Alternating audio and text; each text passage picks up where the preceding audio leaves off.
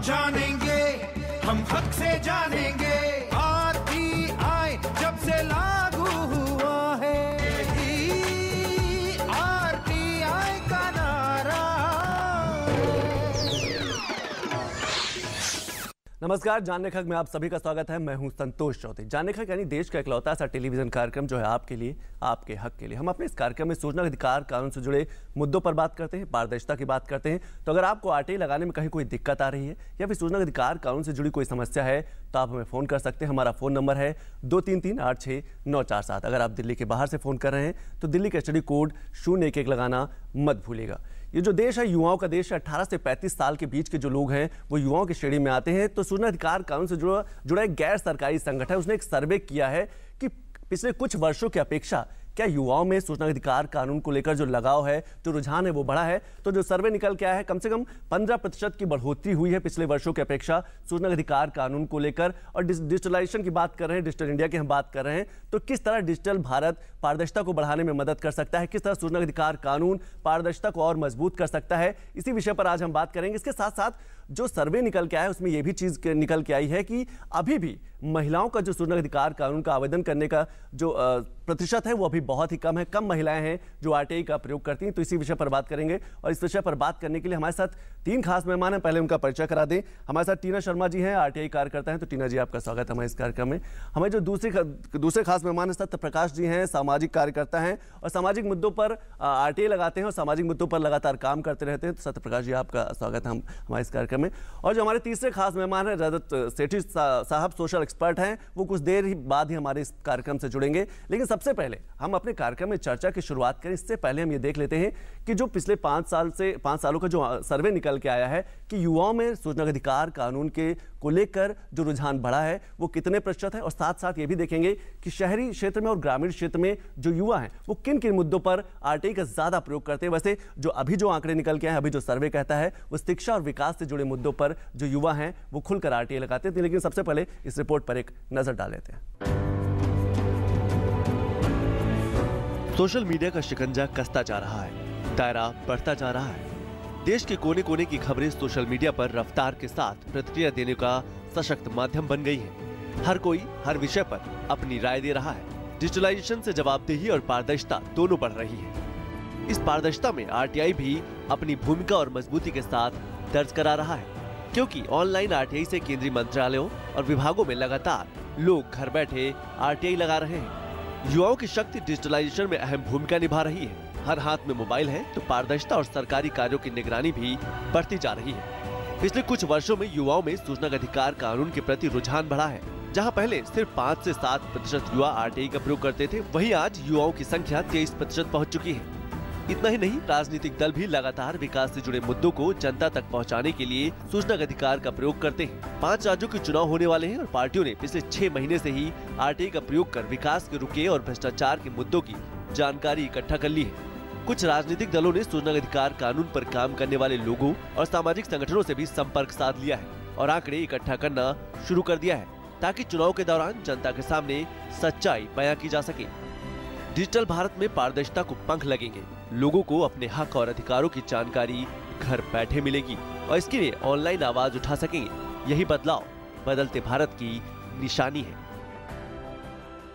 तो आपने हमारी रिपोर्ट देखी कि जो सामाजिक संगठन है, गैर सामाजिक संगठन है, जो सूचना अधिकार कानून पर काम करता है, उसने एक सर्वे किया। उसमें सर्वे से ये निकल के आया है कि जो युवा हैं वो सूचना अधिकार कानून को लेकर काफी उनका रुझान बढ़ा है और आरटीआई का खुलकर प्रयोग करते हैं। तो टीना जी, मैं सबसे पहले आपसे जानना चाहूंगा कि हम डिजिटलाइजेशन की बात करते हैं, डिजिटल भारत की बात करते हैं, तो पारदर्शिता को बढ़ाने में ये डिजिटल भारत कितना मददगार साबित होगा?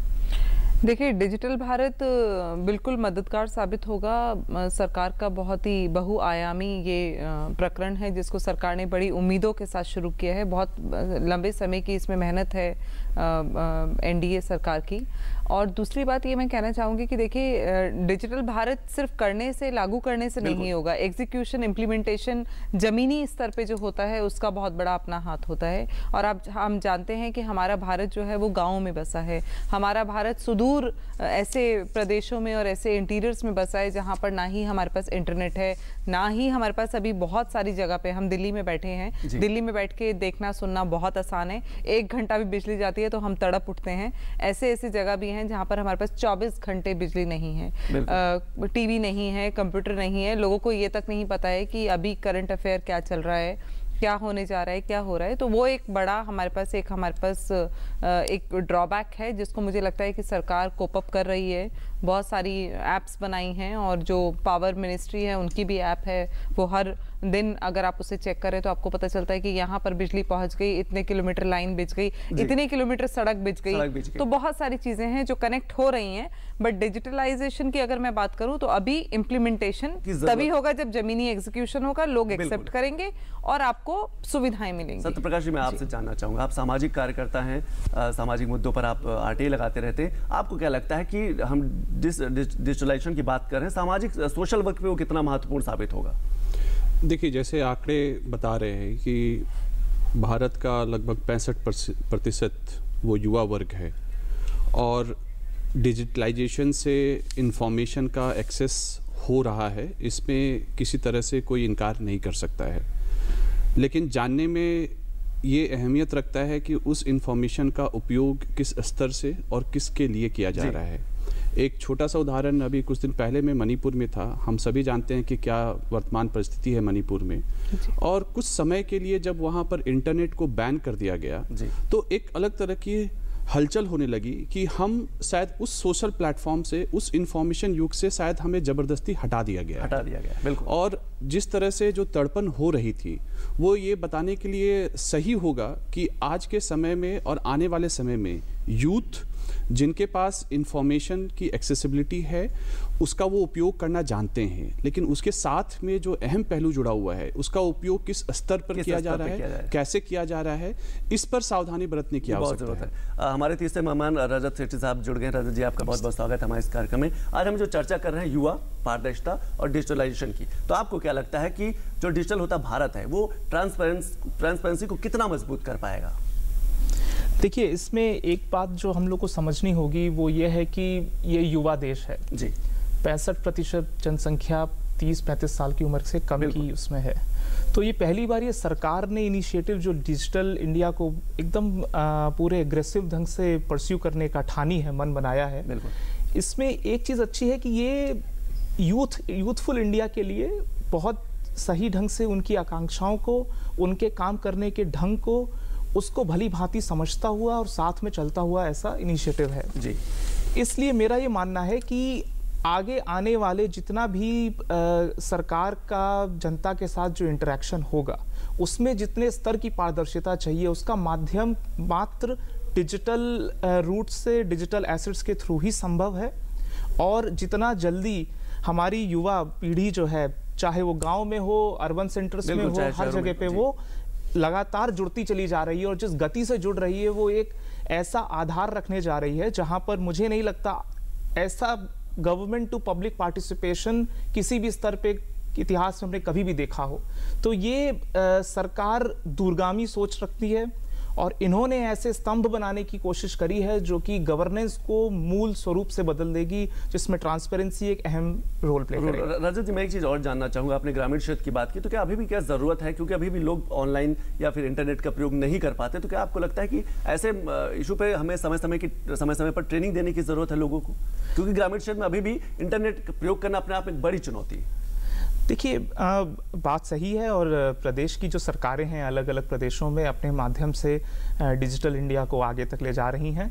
और जिन प्रदेशों में मैंने देखा है वहाँ पर जो शीर्ष सरकार में भी जो शीर्ष पे बैठे हुए हैं, चाहे वो अधिकारी हों, चाहे वो राजनीतिक दलों से जो सरकार में है वो हों, उनके रिप्रेजेंटेटिव्स, सब लोग इसकी महत्ता को समझ रहे हैं और वो जानते हैं कि जो भारत हमारे गांव में बसता है उनको इसके साथ जोड़ने के लिए जो भी ट्रेनिंग चाहिए, जैसे जो डिजिटल मेले लगने हैं, उन सब के ऊपर उन्होंने प्राथमिकता से जोरदार ढंग से इसको आगे बढ़ाने की बात एक जरूरी बात मैं कहना चाहूंगी यहाँ पर। देखिए, ये जो आपने कहा कि ये लोग इसको अडॉप्ट कर रहे हैं या नहीं कर रहे हैं, ये आपकी कहीं ना कहीं एजुकेशन पे भी फर्क, उसका भी एक अहम पहलू है इसमें। अगर आप अनपढ़ हैं तो आप कैसे इंटरनेट को एक्सेस कर पाएंगे, तो वो भी एक पहलू है जो बहुत जगह लोग करना चाहते हैं पर नहीं कर पा रहे हैं। और हमारे पास देखिए जो हमारी पुरानी पीढ़ियां हैं उसमें लोग ज़्यादा पढ़े लिखे नहीं होते थे, 10th पास हैं, 8th पास हैं, कई तो बिल्कुल ही अंगूठा टेक हैं। तो एक वो हमें कहीं लगता है कि वो एक हर्डल आएगा इसमें जरूर, अदरवाइज इम्प्लीमेंटेशन अच्छा हो रहा है और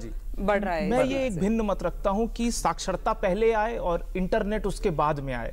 ये जो सीक्वेंशियल अप्रोच है हमारी कि पहले हमें देश को पूर्ण रूप से साक्षर करना चाहिए तभी डिजिटल कार्यक्रमों को आगे ले जाना चाहिए, ये एक्चुअली क्या हो रहा है, कई ऐसे लोग हैं मैं चूंकि गांव में मैंने देखा है, ट्राइबल एरियाज में देखा है, जहां पर मूलभूत से पूर्व से साक्षरता के मिशन भी कामयाब नहीं हुए, वहां पर भी लोग सहज इतना हो गया है हमारा मोबाइल इंस्ट्रूमेंट, बिल्कुल अब तो हर हाथ में मोबाइल लगभग उसको लोग उससे सीख रहे हैं कि हमें आगे कैसे पढ़ना है, क्या एस्पेक्ट्स को समझना है, किन राजनीतिक तरीकों से दलों से जुड़ना है, ये सब चीजें वो मोबाइल से ही सीख रहे हैं। उनको आप अगर साक्षरता दें फिर सोचें वो जुड़ेंगे डिजिटल माध्यम से। पढ़ना लिखना आना चाहिए उसके लिए, वो जरूरी है। आप इंटरनेट कैसे पढ़ेंगे? क्या होता है गांव में कि 10 रुपए का फेसबुक का अकाउंट खुलवा दिया जाता है। ऐसे भी छोटे छोटे स्तर पे आप देखिए छोटे माइक्रो एंटरप्रेन्योर्स क्रिएट हो रहे हैं जो कि 10 रुपए में जाके आपका फेसबुक का अकाउंट क्रिएट कर देते हैं और सिखाते हैं कि देखिए ऐसे आपको लॉगिन करना है। तो आदमी जाता है, धीरे धीरे तस्वीरें देखता है, साथ में जुड़ी हुई चीजों को देखता है, तो उससे भी सीखता चला जाता है। कहीं ना कहीं से शुरुआत होगी। जिसमें मैं एक बात जोड़ना चाहता हूँ और मैं रजत जी की बात से सहमत हूँ कि ये एक फैशन फैड के तौर पे देखा जा सकता है कि जिस तरह से यूथ उसको कैसे एक्सेप्ट कर रहा है, एक्सेप्टेबिलिटी पे किसी तरह के का इनकार नहीं किया सकता है। लेकिन क्या हमारे पास जो मौजूदा वातावरण है वो उस तरह से इनेबलिंग बनाए जा रहे हैं जहां पर आप अवेयरनेस की बात कर रहे हैं, जहां पर आप सिविल सोसाइटी के पार्टिसिपेशन की बात करते हैं, वहां पर आप लॉ की बात करते हैं। मैं क्योंकि ऐसे क्षेत्र में काम करता हूं जहां पर टेक्नोलॉजी के मैनिफेस्टेशन निगेटिव भी हैं, जैसे चाइल्ड ऑनलाइन सेक्सुअल अब्यूज। अगर आप देखें हाल में ही यूनिसेफ और भारत सरकार ने ऐसा माना कि इंटरनेट का उपयोग जिस तरह से बढ़ रहा है उससे बच्चों पर शोषण भी बढ़ रहा है। तो हमें कहीं ना कहीं ऐसे मैनिफेस्टेशन को देखने की आवश्यकता है। कंट्रोल एक ऐसा मैकेनिज्म की भी आवश्यकता है जो इस वातावरण में उसको संचालित के तौर पे देखा जा सके। ये ऐसा ना हो कि वो फैशन, क्योंकि आप जानते हैं उसका कोई रूप नहीं हो सकता है, वो किसी विभिन्न रूपों में देखा जा सकता है, लोगों के सामने पहुंच सकता है। जी मैं टीना जी एक चीज आपसे जानना चाहूंगा, जो ये आरटी के जो संगठन है जिसने सर्वे किया है उसमें ये भी निकल के आया है कि अभी भी लगभग आरटी कानून लागू हुए लगभग 11 साल हो गए हैं, महिलाओं का जो प्रतिशत है आरटी डालने में वो बहुत कम है। आप क्या देखती हैं, क्या समस्याएं सामने आती हैं, क्या पारिवारिक दिक्कतें होती हैं, सामाजिक बंधन है, या फिर महिलाएं अभी भी सूचना अधिकार कानून का प्रयोग इसलिए नहीं करती कि वो किसी तरीके की परेशानी में फंसना नहीं चाहती? आपको क्या लगता है? हाँ बिल्कुल, ये तो बहुत बहस का मुद्दा है। पहले भी हम इस पे बहस कर चुके हैं आपके स्टूडियो में कि महिलाओं का प्रतिशत बहुत कम है, बहुत ही कम महिलाएं हैं जो इसमें आगे आई हैं और आती भी हैं तो अपने कारणों से आती हैं कि उनका कोई केस चल रहा है या महिला आयोग से कुछ जानकारी लेनी है या उनके ऊपर कोई उनको खुद को अपने आप को किसी चीज़ के लिए सेव करना है। तो बहुत सारी चीज़ें ऐसी हैं जो अभी भी कहीं ना कहीं कमी है, बट हाँ परसेंटेज बहुत कम है। इनफैक्ट मैं ये कहना चाहूँगी कि बहुत बड़ी बड़ी आरटीआई जो कार्यकर्ता हैं हमारी जैसी और जो आरटीआई के बहुत प्रोग्राम्स करती हैं, सिखाती हैं, हफ्ते में 100 महिलाओं को आरटीआई सिखाती हैं, हर बार एक न्यू बैच होता है, प्रॉपर ट्रेनिंग्स, व्हाट्सएप ग्रुप्स। मैं आपको संतोष जी व्हाट्सएप ग्रुप्स इतने हैं कि आपको जो आरटीआई सीखनी है, कनेक्शंस हैं, लिंक्स हैं, आप जाइए और आपको एक एक चीज वहाँ मतलब ऑनलाइन आपको ऑनलाइन एक्सपर्ट हैं लोग, काफी सारे प्रोग्राम्स ऐसे चल रहे हैं। अब तो मेरे को लगता है पॉलिटिकल पार्टियों ने भी अपने प्लेटफॉर्म शुरू कर दिए क्योंकि उन्हें पता है कि लोगों को अगर जोड़ना है तो कहीं ना कहीं आरटीआई के माध्यम से आप जोड़ सकते हैं। अगर आप आरटीआई सिखा रहे हैं, एनजीओ रजिस्टर करना सिखा रहे हैं, तो ये सब सिखा रहे हैं तभी लोग आपसे जुड़ेंगे। ब्रेक में जाओ इससे पहले एक चीज संक्षिप्त में आपसे जानना चाहता हूं कि अब तो ऑनलाइन लोग आरटीआई का यूज करते हैं, उसके बावजूद भी जो प्रतिशत है महिलाओं का कम है। नहीं, ऑनलाइन ऑफिस में जाने की भी मैं जरूरत आपको नहीं। बताती हूँ, अभी मेरे ही सोसाइटी में एक मैटर है, तो बिल्डर के साथ सोसाइटी का मैटर चल रहा है। पूरे हमारे आरडब्ल्यूए में 6 महिलाएं हैं, वो अभी हमारे घर आई किसी काम से, तो उनको ये नहीं पता था कि ऑनलाइन आरटीआई है, अवेलेबल है। उनको जब मैंने बताया तो उन्होंने 2 आरटीआई अभी लगाई हैं पिछले हफ्ते। तो मुझे लगता है कि अवेयरनेस की भी कमी है, लोगों के पास जानकारी भी नहीं है, जागरूकता की कमी है, जो सरकार की तरफ से एक बड़ी कमी है मुझे लगता है। अभी हम वक्त एक छोटे से ब्रेक का, ब्रेक के बाद जब वापस आएंगे तो कुछ और सवालों के जवाब जानेंगे। सुबह का सही आगाज ताजा खबरों के साथ, सुर्खियों के आईने से देश विदेश की सही तस्वीर और दिन के हर पहलू पर नजर। नया सवेरा सोमवार से शुक्रवार सुबह 7 बजे सिर्फ डीडी न्यूज पर।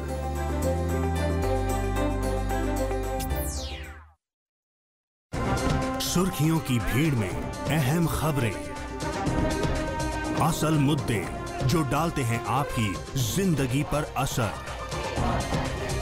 दिन भर की हर बड़ी खबर का बेबाक विश्लेषण, सच, सटीक, संपूर्ण।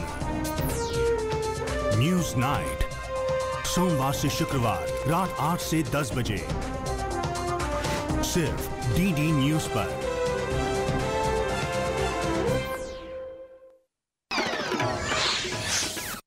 तो ब्रेक के बाद आप सभी का स्वागत है और आज हम चर्चा कर रहे हैं जानने के हक में कि गैर सरकारी संगठन सूचना अधिकार कानून पर काम करता है, उसने एक सर्वे किया और इससे ये पता चला कि पिछले कुछ वर्षों की अपेक्षा इस वर्ष जो युवाओं में है सूचना अधिकार कानून को लेकर जो लगाव है, जो झुकाव वो बढ़ा है। और जो युवा है वो शिक्षा को लेकर, विकास के काम को लेकर, चाहे वो सड़क हो, चाहे पानी हो, चाहे बिजली हो, चाहे सिंचाई की समस्याओं को लेकर सूचना अधिकार कानून का खुलकर प्रयोग करें। तो इसी विषय पर हम बात कर रहे हैं। राजा जी, मैं आपसे जानना चाहूंगा, चुनाव 5 राज्यों में चुनाव हो रहे हैं, आपको लगता है कि आरटीआई एक टूल की तरह काम करता है? जब इलेक्शन आता है, इलेक्शन से कुछ दिन पहले राजनीतिक दल उसको एक टूल की तरह अभी प्रयोग करते हैं, एक दूसरे की समस्याएं सामने निकाल के आते हैं, उसके बाद उस पर चर्चा की जाती है, इसका भी एक बड़ा इम्पैक्ट पड़ता है। देखिए, मुझे ऐसा लगता है कि इलेक्शंस को सिर्फ अपॉर्चुनिज्म के ढंग से नहीं देखना चाहिए। जो ब्यौरा है, जो रिपोर्ट कार्ड रहा है पिछली सरकारों का, उसको बाहर निकालने का सही समय चुनाव ही होता है और आरटीआई ही सबसे सशक्त माध्यम है तब रिपोर्ट कार्ड निकालने का। क्योंकि आप देखिए, जितनी भी सरकारें हैं वो स्वयं तो कुछ बोलने से रही, तो आरटीआई निश्चित तौर पर एक ऐसा टूल रहता है सबके हाथों में, आम जनता के हाथ में, जो अपने चुने हुए प्रतिनिधियों से पूछ सकें कि आप मेरे पास वोट मांगने आने वाले हैं, लेकिन आपका रिपोर्ट कार्ड क्या है। लेकिन इसमें ये भी ध्यान रखना होगा, जो 5 प्रदेश जा रहे हैं उनमें कुछ प्रदेश ऐसे हैं जो इंफॉर्मेशन के माध्यम से देखा जाए तो डार्क एजेस में जीते हैं। वहां पर ऐसा है कि जो भी सिस्टम्स हैं, जो चैनल्स हैं इंफॉर्मेशन को गैदर करने के लिए, वो कंप्लीटली उन्होंने जाम करके रखे हुए हैं। आप इंफॉर्मेशन दीजिए, एवरेज आरटीआई की जो समय सीमा है आरटीआई का जवाब देने की, वो एवरेज पे 30 साल है मणिपुर जैसे प्रदेश में।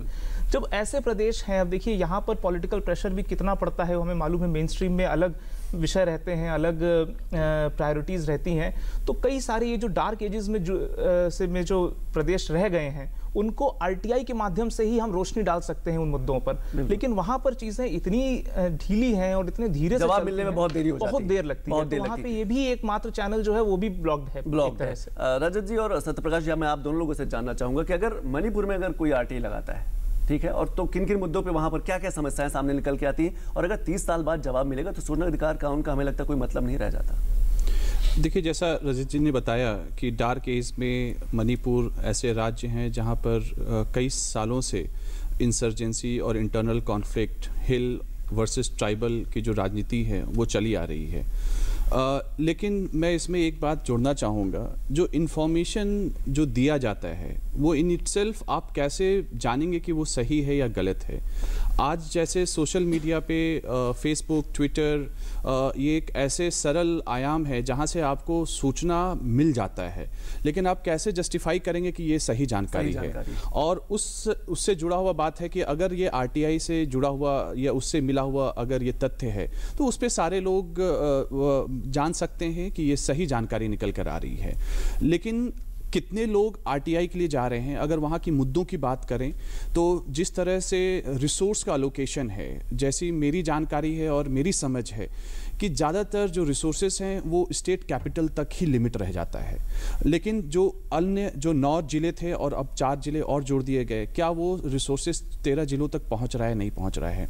अगर आप हिल डिस्ट्रिक्ट की बात करें तो वहाँ पर अभी भी जितने भारत सरकार के फ्लैगशिप स्कीम्स हैं, और हम सभी जानते हैं कि ट्राइबल और मणिपुर जैसे राज्यों में 90% या 100% केंद्र सरकार का भागीदारी होती है, लेकिन वो सारी योजनाएं का लाभ उस हिल, उस स्टेट तक, उस डिस्ट्रिक्ट तक नहीं पहुंच पा रहा है। जी राज जी, आपका क्या अनुभव रहा है मणिपुर को लेकर? देखिए, मणिपुर में सरकार इतने सालों से एक ही रही है, 15 साल से, तो आप मान सकते हैं कि जितने भी निहित लोगों के इंटरेस्ट हैं वहाँ पे, चाहे वो सरकारी शासन के हों या प्रशासन के हों, सबके स्टेटस कोइस्ट हैं। आप कोई भी इंफॉर्मेशन ऐसी मांगेंगे जो स्टेटस को हिलाने की बात करेगी, तो वहाँ पर पूरा तंत्र बैठ जाता है आपके साथ विरोध करने के लिए, आपको इन्फॉर्मेशन ना प्रोवाइड करने के, अलग अलग बहाने बनाने के लिए। तो वो स्थिति रही है। और मणिपुर में वहाँ पे जो हमारे CAG जो एक महत्वपूर्ण संस्था है फाइनेंशियल इरेगुलरिटीज़ को ढूंढ के निकालने के लिए, उनके अफसरों को काम करने के लिए नहीं दिया जाता। वो लोग जितने भी सरकारी दफ्तरों से जाके इंफॉर्मेशन, फाइनेंशियल इंफॉर्मेशन निकालने का प्रयास करते हैं, वहाँ पर उनको इंसर्जेंसी डोमिनेटेड एरिया है, डराना धमकाना और इंफॉर्मेशन शेयर ना करना, गलत सलत इंफॉर्मेशन से शेयर करना। तो CAG की रिपोर्टें भी लैक ऑफ रिक्वायर्ड इंफॉर्मेशन करके उस केस को वहीं पे क्लोज कर देती है। तो इतनी महत्वपूर्ण संस्थाएं हिली हुई हैं, तो वहाँ पर आप क्या उम्मीद करेंगे कि सरकार उठेगी और लोगों के अधिकारों के लिए? हमें लगता है कमोबेश कई राज्यों का ऐसा हाल है। जी बिल्कुल, ये तो हम तो अब दिल्ली में भी देखने लगे हैं। बहुत सारी संस्थाओं में हमें नहीं मिलती है, मिनिस्ट्रीज में जाते हैं, इवन अंडर सेक्शन 4 में जाके हम फिजिकल इंस्पेक्शन मांगते हैं तो उसमें 4-4 महीने लगा देते हैं। CPIO को अपील करते हैं, उसके बावजूद भी CPIO डेस्क नहीं, अलॉटमेंट नहीं है, रूम अलॉट नहीं है, हमें अभी टेलीफोन अलॉट नहीं है। CPIO कहीं गए हुए हैं, आप दिन में 4 फोन करेंगे तो अपनी सीट पे ही नहीं मिलते हैं। जब तक आप जाके उनके सिर पे नहीं बैठेंगे, कमरे में मिलने नहीं देते हैं। तो बहुत, अब तो हम दिल्ली में ये सब देखने लगे हैं। बिल्कुल यूपी वाला हाल अब दिल्ली में देखने लगे हैं। और अब तो एक RTI पे मैं काम कर रही हूँ, तो वो मुझे 1 साल हो गया, अभी तक पूरी इन्फॉर्मेशन नहीं मिली है। जब मैं जाती हूँ 2 फाइलें दे देते हैं सामने, 10 बार उन्हें बोल के थक गई हूँ कि मैं ऐसी स्थिति में नहीं हूँ कि बार बार आ सकूँ आपके पास। लेकिन आज अखबारों की खबर है कि 94% जो मंत्रालय हैं उन्होंने अपनी रिपोर्ट केंद्रीय सूचना आयोग को सौंपी है। हाँ बिल्कुल, ये सौंपी है, पर रिपोर्ट मैंने अभी 2 मिनिस्ट्रीज की रिपोर्ट में देख रही थी, उनके अपडेटेड हैं 2016 तक। बहुत सारी मिनिस्ट्रीज की रिपोर्ट तो 2012, 2013 और 20 के कई साल गायब है। तो वो भी एक कमी अपनी जगह है। हाँ, सुधर रहा है सिस्टम, नो डाउट, बट अभी कहीं जगह सिस्टम खराब भी हो रहा है। मैं अपने संक्षिप्त में तीनों मेहमानों से जानना चाहूंगा। रजत जी, मैं आपसे शुरुआत करूंगा कि ट्रांसपेरेंसी को हम और कैसे बढ़ा सकते हैं, डिजिटलाइजेशन के माध्यम से, RTI के माध्यम से, और क्या हम अभी लोगों को और प्रशिक्षित किया जाने की जरूरत है? देखिए, RTI के माध्यम से एक बड़ी चीज़ जो हो रही है वो डिजिधन के माध्यम से आप देखिए कि RTI का पेमेंट अब आसान होगा। जो ऑनलाइन 10 रुपये देने की जो बात होती है, ये धीरे धीरे अगर भीम ऐप भी इंटीग्रेट हो जाता है RTI से, तो ये एक बहुत महत्वपूर्ण कदम होगा लोगों को और सहजतापूर्वक RTI फाइल करना, इन्फॉर्मेशन गैदर करना। तो ये एक बड़ा कदम होने जा रहा है मेरी समझ से। बिल्कुल। दूसरा एक बड़ी चीज जो होगी, जो जिस अलग अलग माध्यम जितने भी संभव हो सकते हैं जनता से संपर्क करने के, हर संभव माध्यम पे से केंद्र सरकार ने इतना जोर लगाया है कि सारे तरह से आप ट्रांसपेरेंसी लाइन सिस्टम्स में और सरकार की जितनी बड़ी पॉलिसीज हैं, स्कीम्स हैं जो जनता के भले के लिए हैं, उन तक उनकी जानकारी वहां तक पहुंचाएं। तो मोबाइल ऐप के माध्यम से इन सबसे बहुत ज्यादा एक रिवोल्यूशन आने वाला। टीना जी, आपको लगता है राज्य सरकारों का सहयोग भी बहुत जरूरी है ट्रांसपेरेंसी में? बिल्कुल सर, सहयोग भी जरूरी है। और आपने ये देखा होगा जो RTI ऑनलाइन हमारे पास एक पोर्टल है जहां हम करते हैं, उसमें जो जितनी भी सेंट्रल बॉडीज के अंडर जो स्टेट बॉडीज है उन्हीं में RTI कर सकते हैं। तो जो इंडिपेंडेंट स्टेट बॉडीज है उनके लिए RTI अभी ऑनलाइन का कोई प्रोविजन नहीं है। मुझे लगता है कि जो रोजमर्रा, इसीलिए भी महिलाओं की RTI कम होती है या परसेंटेज बहुत कम है, क्योंकि हमें राज्य के अंदर RTI ज्यादा लगानी होती है। तो उसका तो हमारे पास ऑनलाइन प्रोविजन है नहीं। सरकार को एक वो बड़ा इनिशिएटिव लेना चाहिए। मैं आपको रोकना, सत्यप्रकाश जी प्लीज। मुझे ऐसा लगता है कि इंफॉर्मेशन की जो अवेलेबिलिटी है उसको हम किस रूप में यूज़ कर रहे हैं। क्या उसका उपयोग हम डेवलपमेंट के प्रोसेस में ला सकते हैं? क्या हम एक पॉजिटिव फोर्स की प्रेशर के तौर पे काम कर सकते हैं? अगर सरकार की अगर जानकारी मुझे मिलती है कि वो पर्टिकुलर स्कीम में इतने पैसे सरेंडर किए जा रहे हैं जो काफ़ी अहमियत रखते हैं, तो क्या उसका उपयोग हम किस तौर पे कर रहे हैं? तो ट्रांसपेरेंसी रखने के साथ साथ में जो इंफॉर्मेशन शेयर किया जा रहा है, जो पब्लिक डोमेन में किया जा रहा है, बहुत जरूरी है। क्या ऐसा हो सकता है कि बिना RTI के भी ये इन्फॉर्मेशन हमारे पास पब्लिक डोमेन में अवेलेबल हो? आखिर क्या रोक सकता है सरकार को इन इन्फॉर्मेशन को हमें शेयर करने में? सत्यप्रकाश जी, आपने इशारा किया कहीं ना कहीं सेक्शन 4 का उपयोग करने की जरूरत है, क्योंकि सेक्शन 4 कहता है कि सारी जो आधी से ज्यादा पूरी जानकारी जो है वो आप अपने वेबसाइट में, अपने वॉल पेंटिंग में डालिए, ताकि किसी को सूचना अधिकार कानून के तहत आवेदन करने की जरूरत ही न पड़े। आप तीनों मेहमानों ने हमारे कार्यक्रम में शिरकत की, इसके लिए बहुत शुक्रिया। तो जानने का कार्यक्रम आपको कैसा लगा हमें जरूर लिखिएगा। हमारा पता है कमरा नंबर 226, कॉपर स्मार्ट, मंडी हाउस, नई दिल्ली 110001। आप हमें फोन भी कर सकते हैं। हमारा फोन नंबर है 233-86947। अगर आप दिल्ली के बाहर से फोन करें तो दिल्ली के स्टडी कोड 0 लगाना मत भूलिएगा। नमस्कार। जानेंगे, हम हक से जानेंगे।